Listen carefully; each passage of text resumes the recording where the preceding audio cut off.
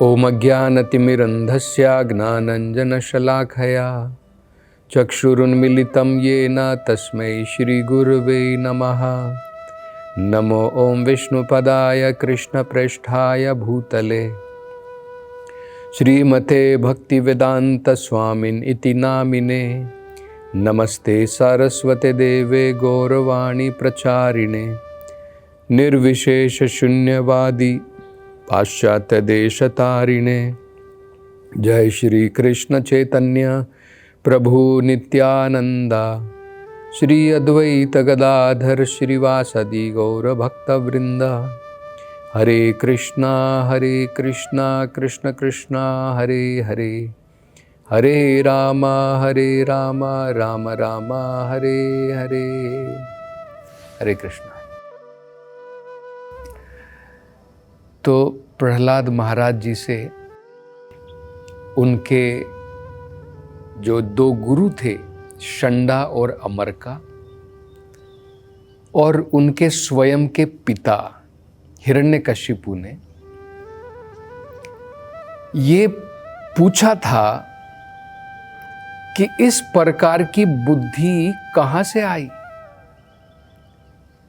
कहीं वैष्णवगण भेष बदल करके उन्होंने मेरे पुत्र की बुद्धि भ्रष्ट तो नहीं कर दी।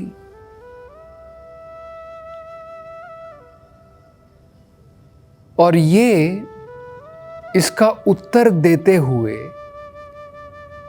प्रहलाद महाराज ने अपने उन गुरुओं से कहा था कि हे गुरु, मैं उन भगवान को प्रणाम करता हूं जिनकी माया जीवों को भ्रम में डाल देती है, और जब वो भ्रमित हो जाते हैं तो जीव सोचते हैं ये मेरा है, ये पराया है, ये मेरा मित्र है, ये मेरा दुश्मन है। और प्रहलाद जी कहते हैं ये केवल मैंने प्रामाणिक जगह से सुना था, लेकिन आज मैं अनुभव कर रहा हूं, क्योंकि वो स्वयं देख रहे हैं कि उनके पिताजी और उनके ये दो गुरु षंडा और अमरका दोनों जो हैं इस द्वंद में हैं कि हमारा पक्ष अलग है, हम असुर हैं, देवताओं का पक्ष अलग है, ये हमारे शत्रु हैं। भगवान विष्णु भी वो हमारा शत्रु क्यों है? क्योंकि वो भी देवताओं का पक्ष लेता है। तो ये भेद जो है, प्रहलाद कहते हैं, ये माया के द्वारा पैदा किया जाता है। क्यों किया जाता है? कुछ जीवों में पैदा किया जाता है, कुछ जीवों में नहीं, ऐसा नहीं। उदाहरण के तौर पर आप देखिए, यही सूर्य की रोशनी कुछ पौधों को, कुछ पेड़ों को इतना बढ़िया एक प्रकार से शक्ति प्रदान करती है जिसके द्वारा वो फलते हैं, फूलते हैं। लेकिन कुछ पौधे ऐसे होते हैं, अगर आप उनको धूप में रख दीजिए तो सूख जाते हैं,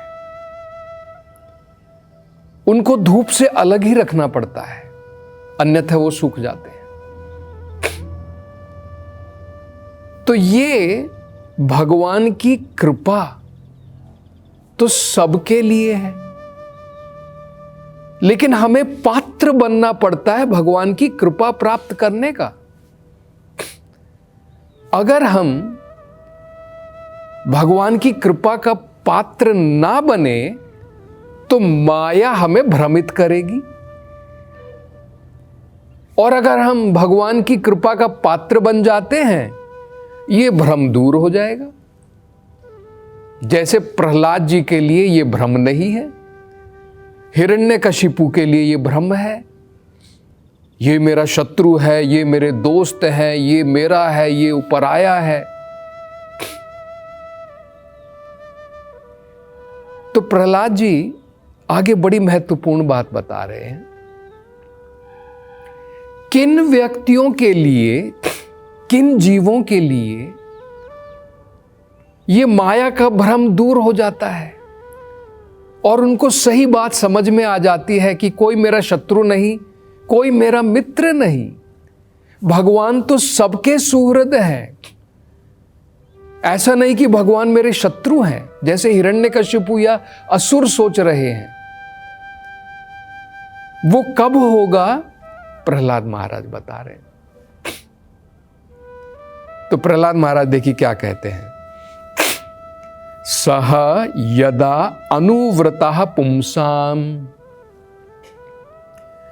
जब हम भक्ति में लगते हैं, हम भगवान की कृपा के पात्र बन जाते हैं।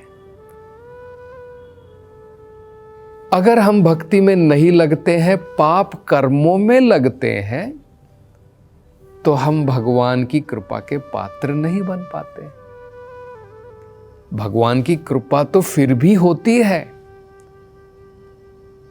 जिस प्रकार से जब पिताजी देखते हैं कि उनकी 2 संतानें हैं, एक जो पिता की आज्ञाकारी है, जो पिताजी की बात मान रहे हैं, वो संतान,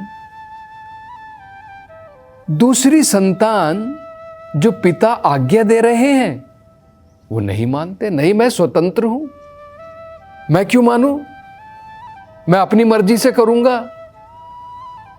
तो उसके लिए भी पिता की कृपा है, लेकिन अलग प्रकार की कृपा है। पिताजी क्या करेंगे, उनके ऊपर भी कृपा करके उनको थप्पड़ मारेंगे, सजा देंगे। किस लिए? वो भी कृपा है, उनको सही रास्ते पर लाने के लिए। अब जो आज्ञाकारी है, उनको थोड़ी थप्पड़ मारना है, उनको तो इनकरेज करना है, प्रोत्साहन देना है कि बढ़िया कर रहे हो और बढ़िया करो। तो यही अंतर होता है। देखिए, भगवान की कृपा का पात्र तो कोई भी बन सकता है। ऐसा नहीं है कि भगवान कुछ लोगों के ऊपर कृपा कर रहे हैं। जिस प्रकार से सूर्य की रोशनी तो सबके लिए है, लेकिन अगर हम घर के अंदर दरवाजे बंद कर लें, खिड़कियां बंद कर लें और कहें कहां है सूर्य की रोशनी, अरे भाई, सूर्य की रोशनी सबके लिए है। तुम पट खोलो, खिड़की खोलो, दरवाजा खोलो, बाहर निकलो और तुम देख पाओगे कि सूर्य की रोशनी तुम्हारे लिए भी है। लेकिन हमने दरवाजे बंद कर लिए हैं। तो भक्ति के द्वारा ये पट खुल जाते हैं, ये दरवाजे खुल जाते हैं, भगवत कृपा प्राप्त हो जाती है। पाप कर्म के द्वारा भगवान की कृपा प्राप्त नहीं होती है, हमारे दरवाजे बंद हो जाते हैं, भगवान की कृपा हम प्राप्त नहीं कर पाते। तो प्रहलाद जी यही बता रहे हैं, बड़ी बढ़िया बात बता रहे हैं। कब व्यक्ति का ये भ्रम दूर हो जाता है, ये बुद्धि, ये मेरा है, ये पराया है, ये मेरा दोस्त है, ये मेरा शत्रु है, ये द्वंद्व मोह की बुद्धि कब खत्म हो जाती है? प्रहलाद जी कहते हैं, जब भगवान की अनुग्रह प्राप्त हो जाती है, उनकी कृपा जब प्राप्त हो जाती है। देखिए वो क्या कह रहे हैं, सह मतलब भगवान, यदा अनुव्रतः पुंसाम, जब वो भगवान भक्ति के द्वारा जीव से प्रसन्न हो जाते हैं। अनुव्रतः का मतलब संतुष्ट हो जाते हैं। जब भगवान जीव से उनकी भक्ति के द्वारा संतुष्ट हो जाते हैं, तब क्या होता है, पशु बुद्धि विभिद्यते, ये जो पशु वाली बुद्धि है, पशु वाली बुद्धि क्या है? मैं ही भगवान हूं, कौन भगवान है? ये मेरा शत्रु है, ये मेरा मित्र है, या फिर नहीं हम सब भगवान हैं, कोई दूसरा भगवान नहीं है। ये सब पशु वाली बुद्धि है। ये पशु की बुद्धि विभिद्यते, नष्ट हो जाती है। और अगली पंक्ति तो और बड़ी महत्वपूर्ण है, देखिए उसमें वो क्या नष्ट होता है। ये पशु बुद्धि क्या है? पशु बुद्धि, प्रहलाद कह रहे हैं कि ये पशु बुद्धि है। क्या है पशु बुद्धि? आगे बताते हैं। अन्य एषा तथा अन्यो अहम, अरे ये दूसरे हैं। अन्यो एषा, एषा मतलब ये लोग दूसरे हैं, ये देवतागण दूसरे हैं। अन्यो अहम, मैं अलग हूं। मतलब भेद अपने आप कर रहा है वो। असल में देखें तो कोई भेद नहीं है, सारे जीव तो भगवान के ही तो अंश हैं, लेकिन दुर्बुद्धि के कारण, कुबुद्धि के कारण एक व्यक्ति भेद करता है। जब वही ज्ञानवान हो जाता है तब भेद नहीं करता है। यह हमने देखा है, भगवत गीता में स्वयं भगवान बताते हैं, जब व्यक्ति पंडित बन जाता है, पंडित का मतलब केवल शिखा छोड़ देना, एक धागा लटका लेने से मात्र कोई पंडित नहीं बन जाता है। आजकल किसी को भी पंडित कह देते हैं। पंडित का मतलब होता है जब व्यक्ति को आध्यात्मिक ज्ञान की प्राप्ति हो जाए, और केवल ऐसा नहीं कि मुंह से बोल रहा है, बस उसके व्यवहार में हमें दिखना चाहिए कि हाँ भाई ये जो कह रहा है वही कर रहा है, वो पंडित है। तो पंडित कौन होता है? भगवत गीता में बताया है ना, विद्या विनये। जब व्यक्ति को विद्या की प्राप्ति हो जाती है वो बड़ा विनम्र हो जाता है, उसकी छाती फूल नहीं जाती है, अरे मैं बहुत पंडित बन गया हूं। सबसे महत्वपूर्ण लक्षण विद्या का क्या है? व्यक्ति बड़ा विनम्र हो जाता है। विद्या विनय संपन्ने, तब वो क्या देखता है? ब्राह्मणे गवी हस्तिनी, सबको देखता है। एक ब्राह्मण है, एक गाय है, एक कुत्ता है, एक कुत्ते को खाने वाला भी है। शुनि केव स्वपा केच, पंडिता समदर्शिना, समदर्शी हो जाता है, क्योंकि उसकी समझ में आ जाता है ये तो बाहर की ड्रेस मात्र पहनी है, अन्यथा सारे जीव जो है सब भगवान के अंश है, भगवान के ही तो सेवक हैं। तो उनसे मुझे ये थोड़ी सोचना है ये भगवान के दुश्मन है या फिर ये दूसरे हैं। ये पशु बुद्धि कहलाती है। जब व्यक्ति को आध्यात्मिक ज्ञान की प्राप्ति नहीं है तब वो ऐसा सोचता है। कैसा सोचता है? अन्य एषा, ये अलग है। अन्य मतलब अलग है। अन्य अहम, और मैं अलग हूं, मतलब भेद कर रहा है। ये अलग है, मैं अलग हूं। असल में क्या है? कोई अलग नहीं है, कोई अलग नहीं है, क्योंकि भगवान भगवत गीता में ये बताते हैं, ममेवंशो जीवलोके जीवभूता सनातना। जितने भी जीव हैं इस संसार के अंदर सब भगवान के ही अंश है। भाई जब हमको ये पता चल जाए हम सब भगवान के अंश हैं, जैसे भगवान भगवत गीता में कहते हैं, बीजो अहम प्रदापिताः, ये भौतिक नेचर, प्रकृति, ये हमारी माता के बराबर है और भगवान पिता है। इसके गर्भ में हम जन्म लेते हैं, प्रकृति के गर्भ में जन्म लेते हैं, जैसे माँ के गर्भ में जन्म लेते हैं। ये हमारी माँ है और पिता बीज देते हैं।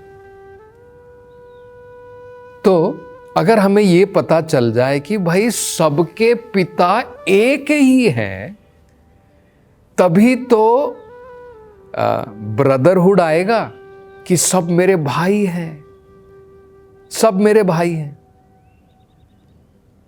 अगर एक पिता है, हमको ये समझ में आ जाए, तब जाकर के व्यक्ति की समझ में आएगा कि हम सब भाई हैं, कोई भेद नहीं है। तो ये जो भेद की है, अन्य एषा अन्यो अहम, ये अलग है मैं अलग हूं, इति भेदा, ये जो व्यक्ति भेद करता है, गता असति, ये व्यक्ति को नष्ट कर देती है, ये उसकी बुद्धि को नष्ट कर देती है, ये समझ। अब देखिए, प्रहलाद महाराज से उनके गुरुओं ने और स्वयं उनके पिता ने ये प्रश्न किया था कि तुम्हारी बुद्धि किसने भ्रष्ट कर दी है। उनके गुरुओं ने भी कहा, तुम ये कैसी बातें कर रहे हो विपरीत, क्या तुम्हारी बुद्धि भ्रष्ट हो गई है। अब उत्तर में प्रहलाद महाराज बता रहे हैं, उनके उत्तर से ये स्पष्ट है किसकी बुद्धि भ्रष्ट है।